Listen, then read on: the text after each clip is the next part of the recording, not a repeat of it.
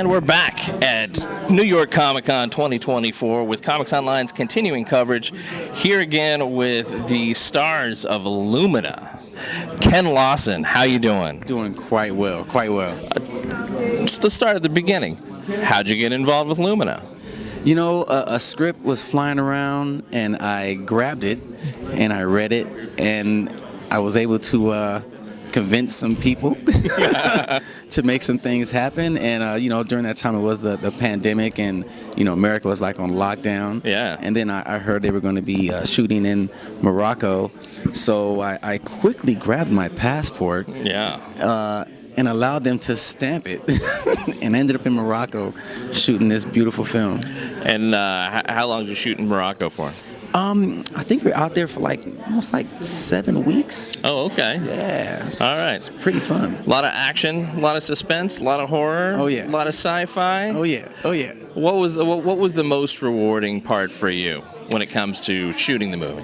You know, I really enjoyed doing this one because, you know, they shot in chronological order. So we shot from the beginning of the script all the way into the end. So there was a lot of suspense involved as far as building up the character and the momentum and all the moments that were going on to figure out what's happening. So, you know, being that, you know, Gino, he kept us away from a lot of these different sets, you know, so we didn't see nothing, you know, especially when it gets down to the point where we're, you know, entering these military bases and you know, walking through the deserts and things like that, you know, even, you know, coming in contact with the aliens. It was different.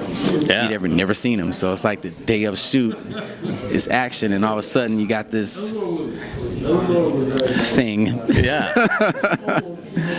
So you have day shots, night shots. I understand Morocco is a beautiful place to shoot. Yes. Is that right? Yes, absolutely. And you had the biggest indoor set in the history of Africa. Yeah. Which yeah. that's a crazy thing to say, but yeah, it was that big, and a lot of little chambers and things to run through, you know, getting chased. So it was really magnificent. Even as we traveled, you know, so many miles and hours of different locations, you know, going through the Atlas Mountains, things like that. It was pretty fun sightseeing. Oh, I bet. Yeah, that'd be great. Tell me a little bit about your character. What motivates him, and you know, where's he end up in the end? Yeah, well, I can't tell you where he ends up in the end. That's gonna be crazy. Where's he end up at the end of the first act? How about that? Right. Well, you know, George, he's like a major conspiracy theorist. Sure. And when his friend Alex reaches out to him, you know, explaining that, hey, you know, my girlfriend is no longer with us. She's somewhere, and I'm like, oh, I think I know where. Let's try to find out. And basically he comes in and tries to help his friend find his girlfriend while experiencing these wonderful events that are happening around us. It's really fun. So it's you three that we have here today. Mm-hmm. Eric Roberts. What was it like to work with Eric Roberts? That's got to be amazing. Man, I mean, just the fact that I had an opportunity to work with Eric, and he almost, you know, knocked my head off. Yeah. That's later on in the film. Oh, well. But yeah, Eric Roberts is incredible, man. I mean, he has so many credits, and just to be able to be on a list of one of the things that he's done is just amazing. It's a blessing.